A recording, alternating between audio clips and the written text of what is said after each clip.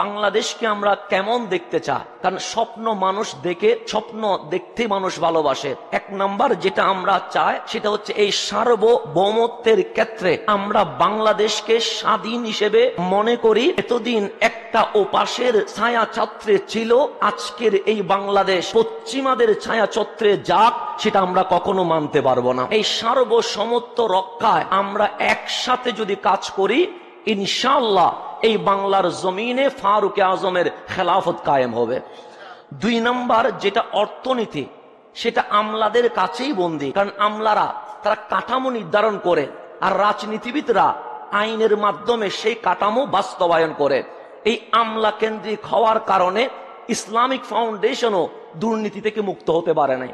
তো যেখানে Islamic foundation, যেটাকে আপনি ইসলামের প্রথম মার্কাজ বলছেন, সেটা যদি দুর্নীতি মুক্ত না হয়, আপনি সংসদ কেমনে দুর্নীতি মুক্ত করবেন?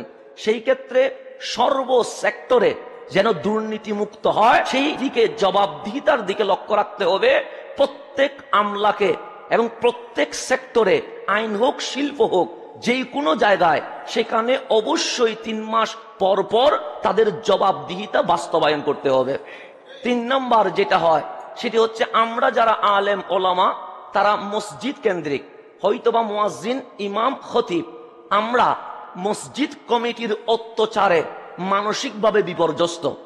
অনেক সময় হকের আওয়াজ আমরা করতে পারি না, কারণ এই মসজিদ কমিটি কেন্দ্রিক করে দেওয়ার কারণে ওলামায়ে কেরাম শারীরিক নির্যাতনের চেয়ে মানসিকভাবে নির্যাতিত হয়। তাই প্রত্যেক মসজিদ কমিটি রাজনীতি মুক্ত হোক, সেটাই আমাদের প্রথম দাবি। কারণ এই রাজনীতি যুক্ত করে কখনো আমাদেরকে এই সরকারের দালালি, কখনো ওই সরকারের দালালিতে নিযুক্ত করে আমাদেরকে 16 কোটি বাঙালির সামনে তারা প্রশ্নবিদ্ধ করাতে চায়। তাই মসজিদ কমিটি হোক আমাদের রাজনীতি মুক্ত, এবং ইমাম খতিবকে অবশ্যই হকের কথা বলার ক্ষেত্রে স্বাধীনতা দেওয়া হোক। কারণ মসজিদ কমিটির সভাপতি যদি সুদখোর হয়, সেখানে খতিব সুদের বিরুদ্ধে মাহফিল করতে পারে না। কেশিয়ার যদি হয় ঘুষখোর, সেখানে ঘুষের বিরুদ্ধে মাহফিল করতে পারে না।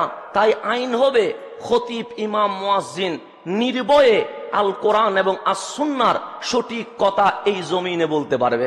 4 নাম্বার যেটা আমাদের অবশ্যই এই আন্দোলন বৈষম্য মুক্ত করা, সেজন্য আজকের বাংলাদেশ বৈষম্যহীন বাংলাদেশ। সর্ব সেক্টরে বৈষম্যহীন ভাবে সবাই তাদের অধিকার বাস্তবায়ন হোক, এটাই আমাদের কাম্য। আর যেটা আমি সবচেয়ে বেশি চাইব সেটা হচ্ছে ডিজিটাল নিরাপত্তা আইন, যেটা করার মধ্য দিয়ে স্বৈরচাররা আমাদেরকে নয়, মিডিয়া কর্মীকে পর্যন্ত মুখে তালা বন্ধ করে দিয়েছেন। সেই নিরাপত্তা আইন সেটা অবশ্যই বন্ধ করে দিতে হবে। আর যেটা আমরা চাইব, যদিও আমাদেরকে বলা হয়েছে এখানে প্রত্যেকটা আইন আমরা পাবো না, এই বাংলাদেশ 90% মুসলমানের দেশ।